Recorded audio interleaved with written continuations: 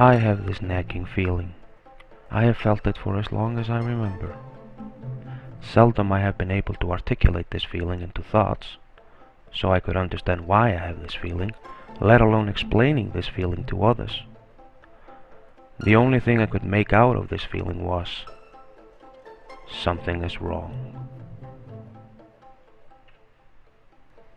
I was born in late 1974 on an island way up in the north, called Iceland.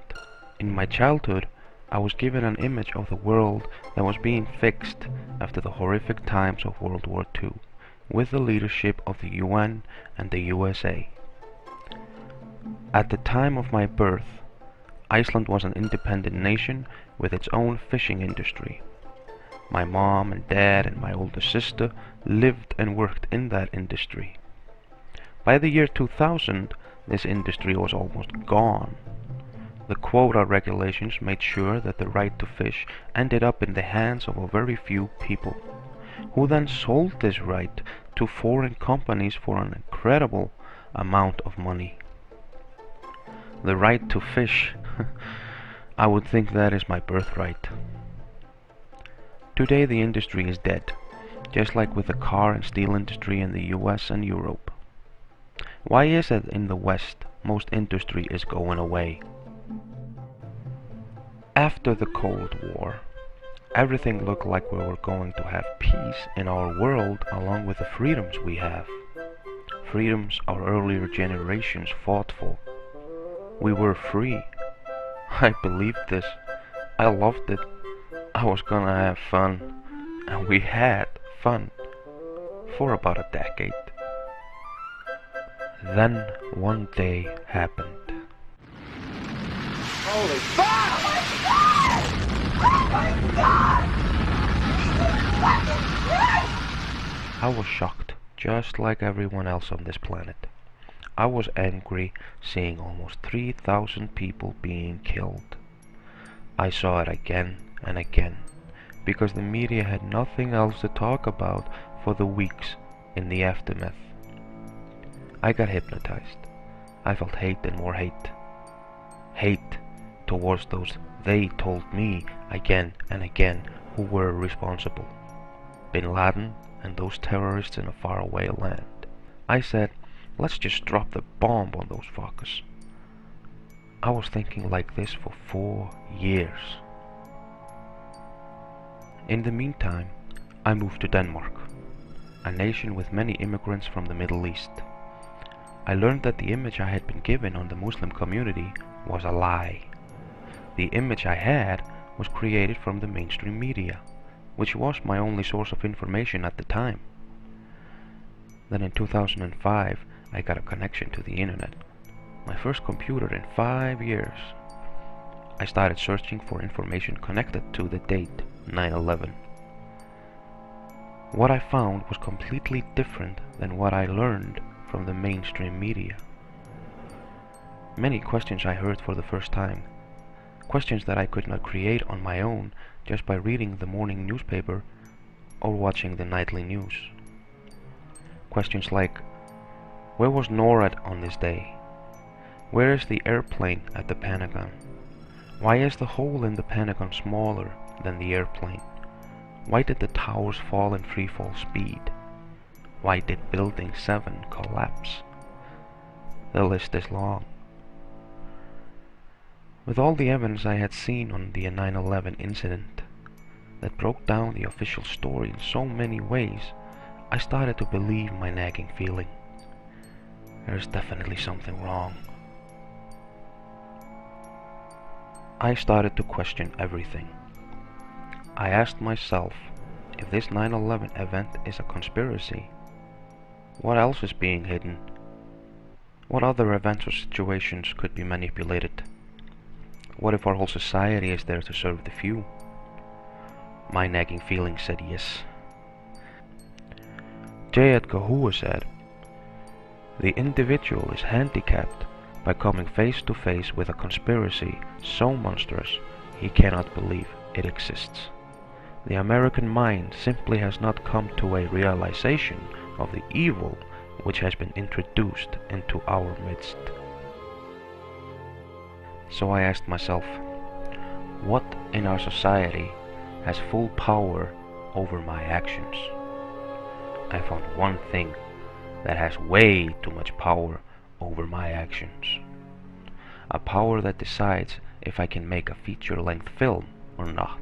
A power that decides if I go on vacation or not. A power that decides if I sell myself or not.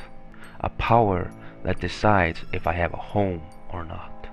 A power that can decide if I eat or not. This power is the monetary system, our money. Everything rolls around it. Everyone needs it. And every decision in life today is made with the monetary situation in mind. So I asked, where does the money come from? What is money? At first, I believed that our government is making this money for the people it serves.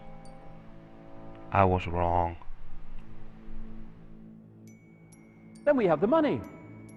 What you do is you go to the bank and you borrow money that has never, does not, and will never exist, called credit, and then you mortgage your house to it, you mortgage your car to it, your land to it, your business to it, and if you don't pay back money that doesn't exist, called credit, then the people that have lent you that non-existent money get your car and your business and your house.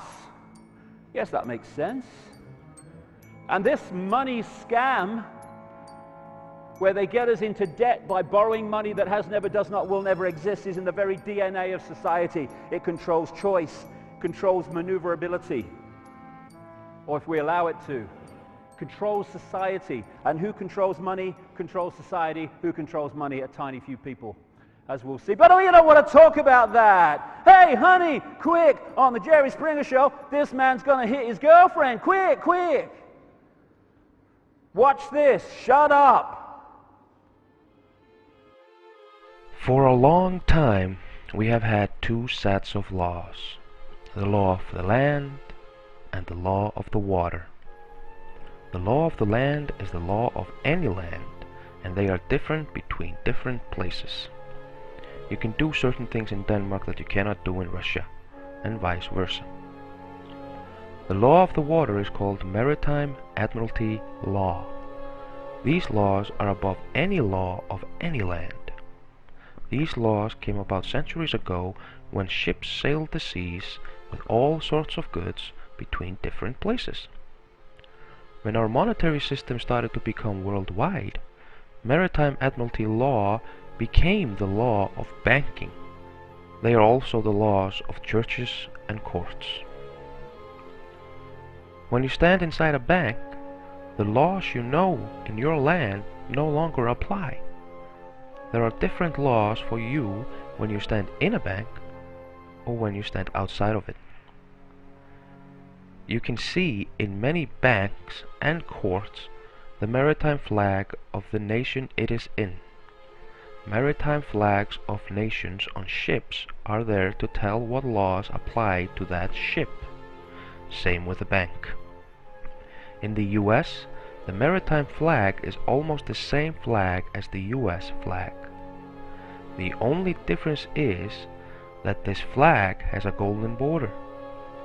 Notice that every US soldier has that flag on its arm, and not the regular US flag.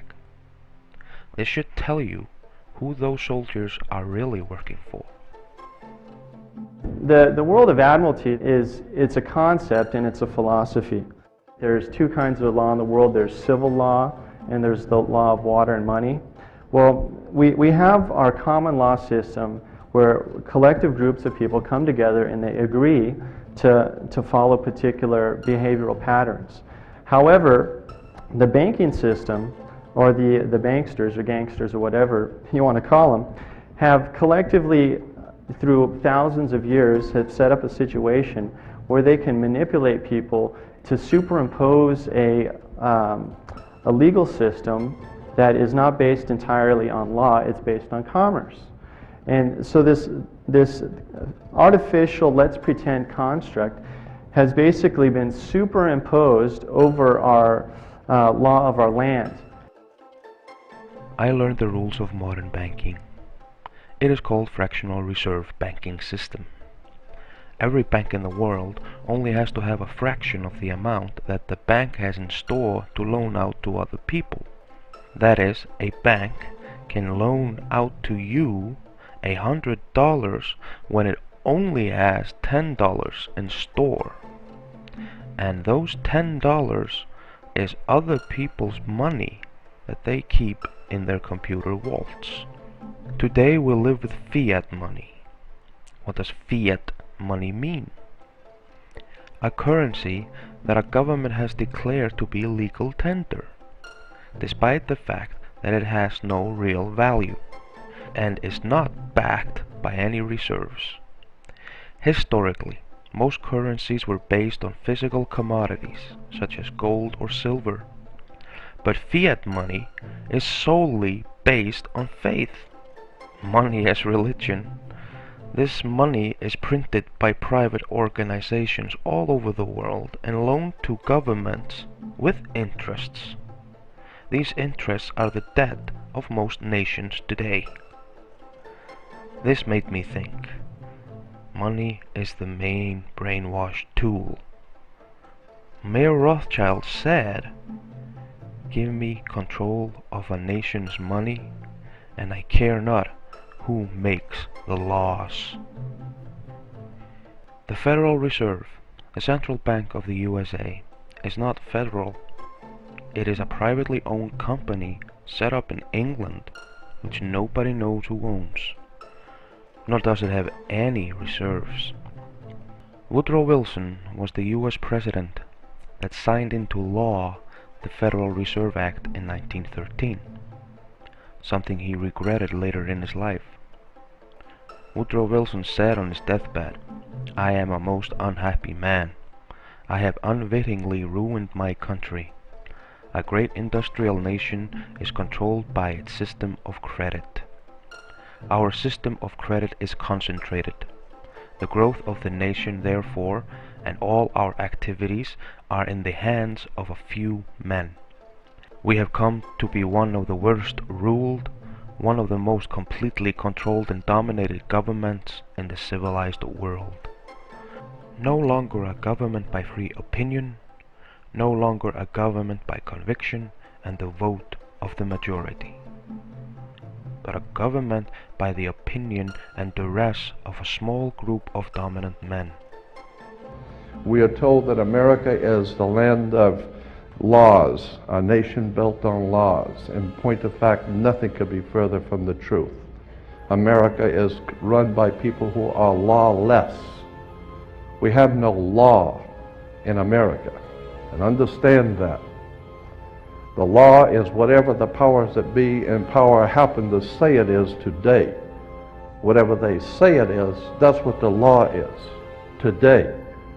And it may change tomorrow. In 1933, the USA became bankrupt in the middle of a depression, which was created because of the Federal Reserve Act. It is still bankrupt. This creature called the United States is not a nation at all, but merely a corporation which is in Chapter 11 bankruptcy. This corporation was set up in England in 1868. The President of the USA is a president of a privately owned company that works under maritime admiralty law. All corporations have presidents, for they work under maritime admiralty law. Just this fact alone should tell the average human being that we are not being told the truth. We are being manipulated. When USA became bankrupt, the banks asked the US government, "How are you going to pay? What is your collateral?" The government answered back, "The people is our collateral." Today, on the back of US birth certificates are the markings of banks. In other words, the banks own the people. Minimum wage. What is it? To me, it is the salary of a slave. A slave needs to be kept alive and healthy so that the work can be done. Today, I see people living a life where they work hard and long hours, but never get a paycheck that lasts them longer than towards the next paycheck. The modern slave takes care of his own slavery. The most hard-working slave is the one slave who believes he is free. Tell the truth, don't be bullshitting people. Like I say, there's enough bullshit as it is. There's enough bullshit as it is. In fact, there's just enough. Did you know that? There's just enough bullshit to hold things together in this country. Bullshit is the glue that binds us as a nation. Where would we be without our safe, familiar American bullshit? Land of the free, home of the brave, the American dream. All men are equal, justice is blind, the press is free, your vote counts. Business is honest, the good guys win, the police are on your side, God is watching you, your standard of living will never decline, and everything is gonna be just fine. The official national bullshit story. I call it the American okey doke. We are told we are free, but I do not feel that I'm free. We are ruled by the rule of force.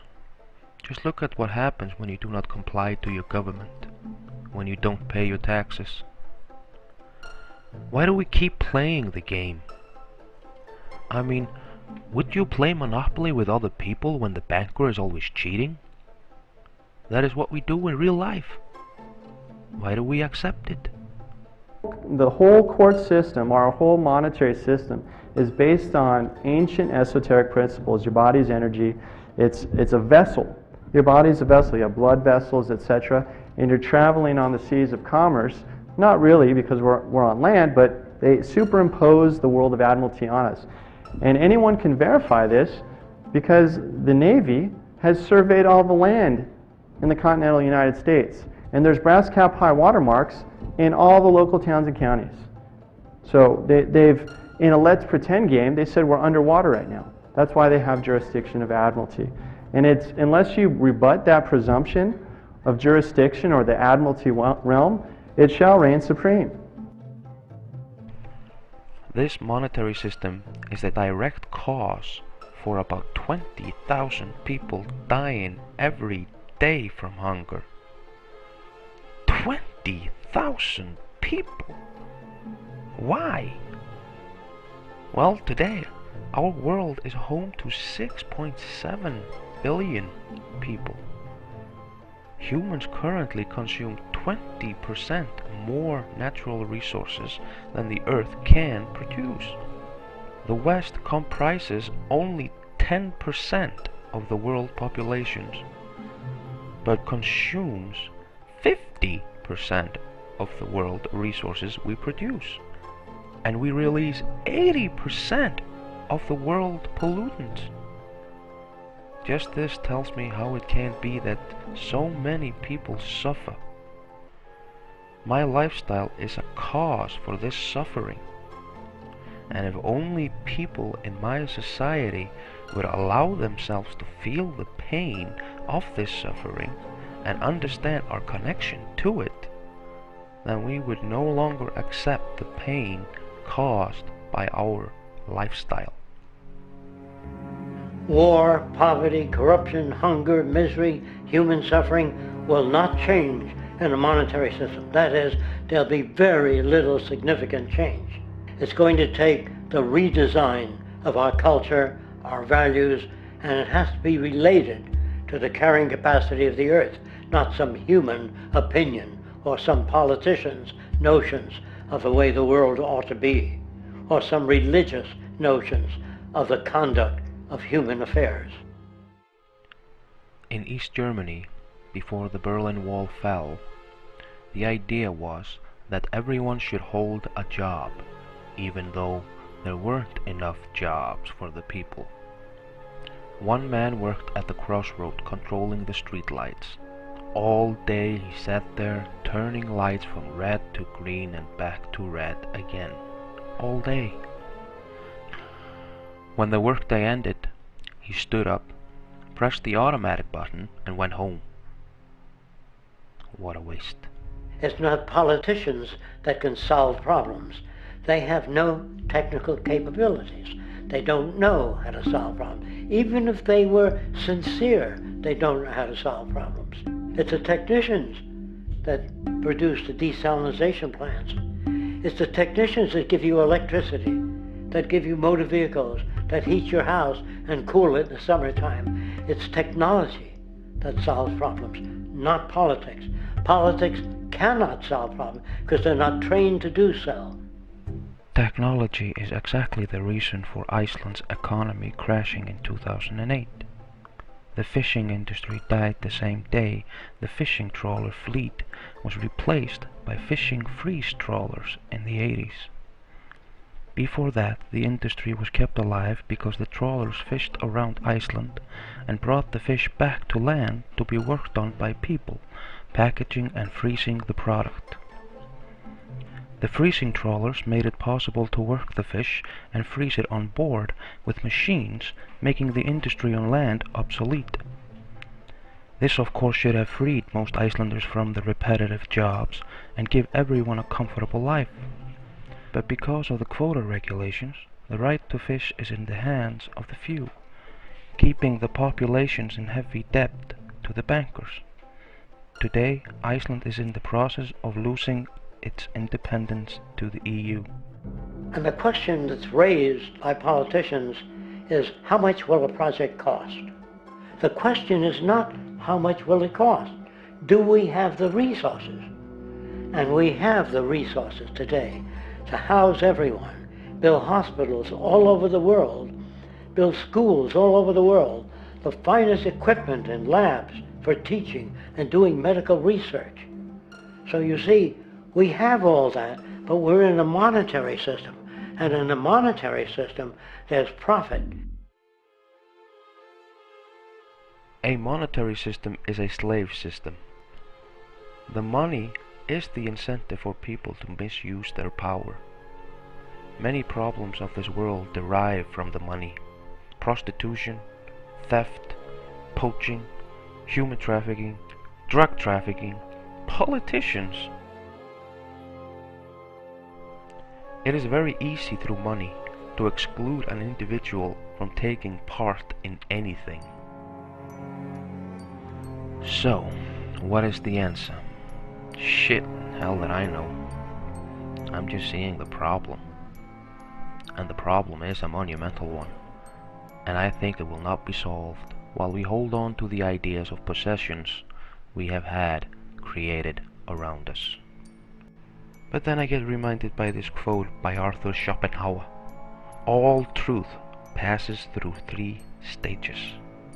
First, it is ridiculed. Second, it is violently opposed. And third, it is accepted as self-evident.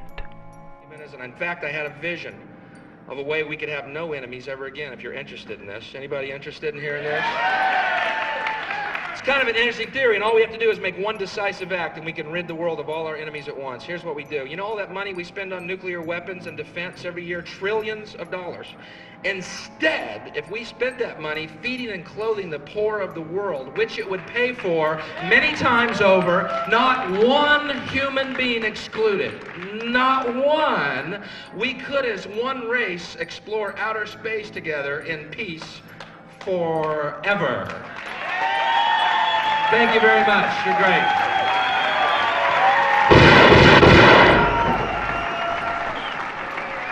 John Lennon sang, "Imagine no possessions. I wonder if you can." After some time wondering on this idea of a world without possessions, I found the Venus Project. I find it to be a brilliant idea. A world where our economy is resource-based instead of our modern growth-based economy. Jacques Fresco is one of the greatest thinkers of our time.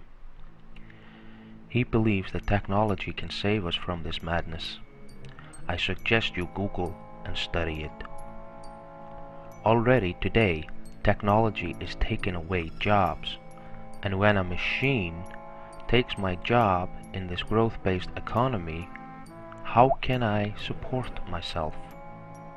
How am I supposed to sell myself for money? Now, America is inclined toward fascism. It has a propensity by its dominant philosophy and religion to uphold the fascist point of view. American industry is essentially a fascist institution. If you don't understand that, the minute you punch that time clock, you walk into a dictatorship. We're given notions about the respectability of work, and I really look at it as being paid slavery. They're brought up to believe that you shall earn your living by the sweat of your brow. That holds people back, freeing people from drudgery, repetitive jobs which make them ignorant. You rob them. In our society, that is a resource-based economy, machines free people. You see, we can't imagine that because we've never known that kind of world. What we want to do is to eliminate the causes of the problems, eliminate the processes that produce greed and bigotry and prejudice and people taking advantage of one another and elitism, eliminating the need for prisons and welfare. We have always had these problems because we have always lived within scarcity and barter and monetary systems that produce scarcity. If you eradicate the conditions that generate what you call socially offensive behavior, it does not exist. The guy said, well, isn't that inborn? No, it's not. There is no human nature, there's human behavior, and that's always been changed throughout history. You're not born with bigotry and greed and corruption and hatred. You pick that up within the society. Is there a hidden hand? Is the world like this because someone wants it to be like this? Or is it just one monumental coincidence? What do you think?